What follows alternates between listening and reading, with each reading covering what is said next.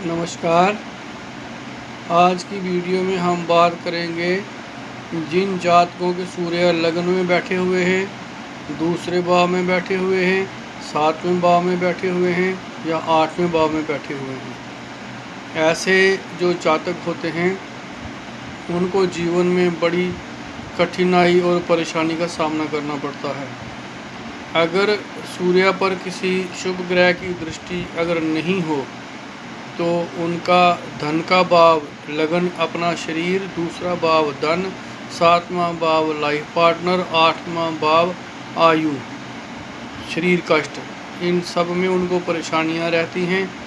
और सूर्य का जो सबसे अच्छा उपाय है इन भावों में, एक भाव, दूसरे भाव, सातवें भाव और आठवें भाव, इन भावों में जिनके सूर्य बैठे हुए हैं उनके लिए सबसे अच्छा उपाय है कि वह गाय की सेवा करें।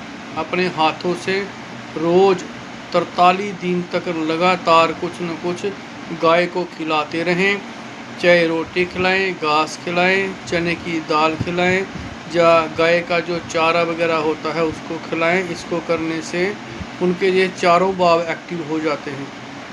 43 दिन तक अगर ये उपाय करेंगे, अगर लगन में सूर्य बैठे हुए हैं तो वह प्रतापी हो जाएंगे, प्रभावी हो जाएंगे। उस जातक और जातिका का चेहरा बड़ा आकर्षक हो जाएगा। अगर दूसरे भाव में सूर्य बैठे हुए हैं तो धन की वृद्धि होती है। अगर सातवें भाव में सूर्य बैठे हुए हैं तो वैवाहिक जीवन सुखमय रहता है। अगर अष्टम भाव में सूर्य बैठे हुए हैं तो अपनी आयु, हेल्थ के जो इशू होते हैं वह नहीं होते हैं। इसलिए 1, 2, 7 और 8 में जो बैठे हुए सूर्य हैं उनके लिए ये रामबाण उपाय है कि गाय की सेवा करें। 43 दिन तक गाय को अपने हाथों से कुछ खिलाएं, चारा खिलाएं, घास खिलाएं, कुछ नहीं अगर बन पड़े तो रोटी ही खिलाएं।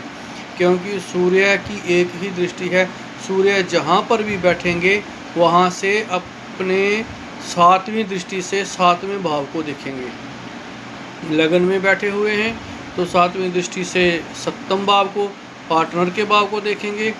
दूसरे भाव में अगर बैठे हुए हैं तो सातवीं दृष्टि से अष्टम भाव को देखेंगे, अर्थात हमारी आयु के भाव को देखेंगे।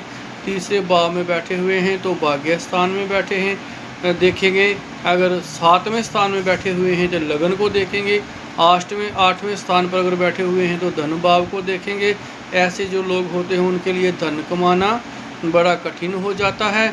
तो इसके लिए सबसे रामबाण जो सूर्य का उपाय है वह है कि 43 दिन तक गाय की सेवा करें। कुछ भी नहीं बन पड़े तो एक रोटी रोज़ गाय को खिलाएं, गाय को प्रणाम करें और गाय को माथा टेकें और गाय के पीठ के ऊपर अपना हाथ फेरें। इससे एक भाव, दूसरे भाव, सातवें भाव और आठवें भाव के वो जो सूर्य हैं वह शुभ फल देना शुरू हो जाते हैं। और आपके सूर्य किस भाव में बैठे हुए हैं यह आप कमेंट करके मुझको बताएं।